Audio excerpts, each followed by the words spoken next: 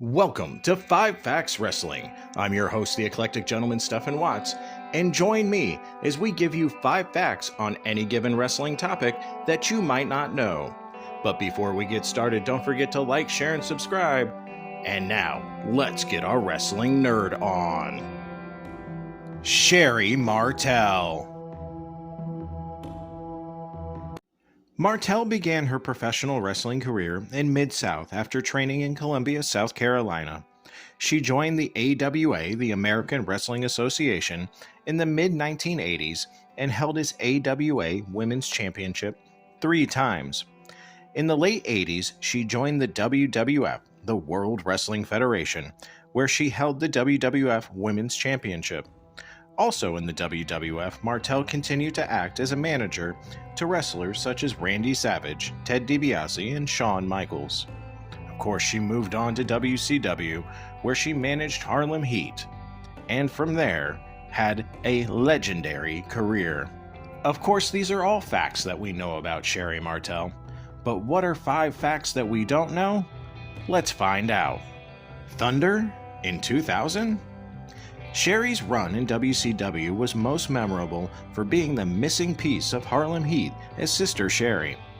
But she did get to have one real match on Thunder against an old rival from the AWA in Medusa on January 18, 2000.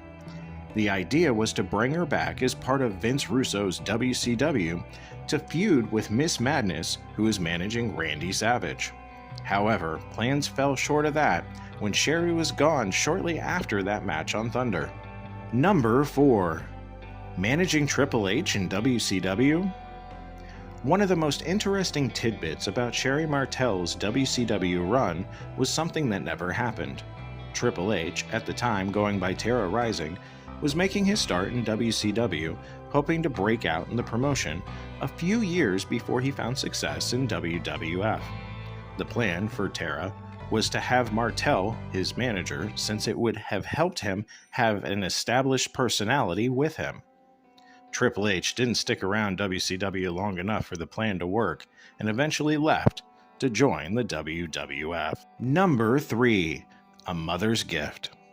Martell was first introduced to professional wrestling as a child when her mother took her and her sister to shows in Mississippi. Their mother initially asked them whether they wanted to attend a wrestling show or go ice skating. In 1974, Martell approached Grizzly Smith for advice on becoming a wrestler, but he questioned her conviction and told her to come back to him in 1980 when she was an adult. She eventually married her second husband and gave birth to a son named Jared, but she soon divorced her husband. During this time, she again became interested in professional wrestling and sought training from Mr. Personality Butch Moore in Memphis, Tennessee.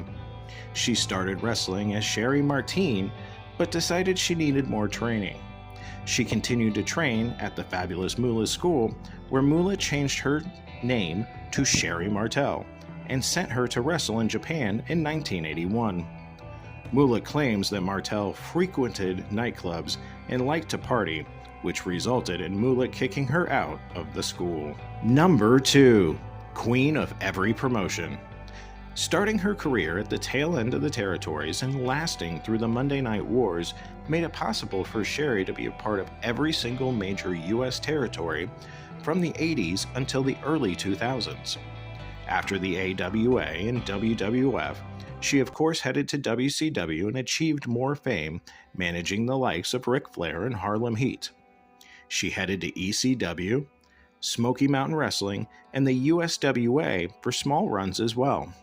Her final stint in the big time was a brief cameo in TNA campaigning to manage Bobby Roode. Number 1. Booker T wedding? Oftentimes in wrestling, the manager-wrestler relationship is a very real one off-screen.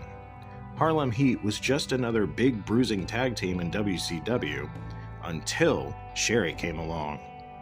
The team began to become icons that they would be. That friendship extended far beyond the ring too. Booker T was able to walk Sherri down the aisle when she tied the knot to a housing renovator, Robert Schroll. And those were your 5 facts for today. We will see you tomorrow. Don't forget to like, share, and subscribe.